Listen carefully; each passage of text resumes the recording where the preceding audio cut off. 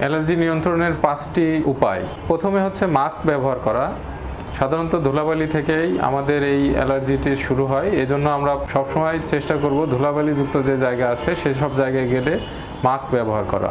দ্বিতীয় হচ্ছে যে খাবার দাবারের ক্ষেত্রে কিছু নির্দেশনা মেনে চলা, যেমন হচ্ছে যে যেসব খাবারে অ্যালার্জি রয়েছে এসব খাবারটি দূর করা। এক্ষেত্রে আমরা পরীক্ষা করে দেখতে পারি যে যেসব খাবারগুলোতে নিজেদের অ্যালার্জি আছে সেসব খাবারগুলো আমরা পরিহার করব। তো ভ্যাকসিনেশনের ব্যবস্থা করা।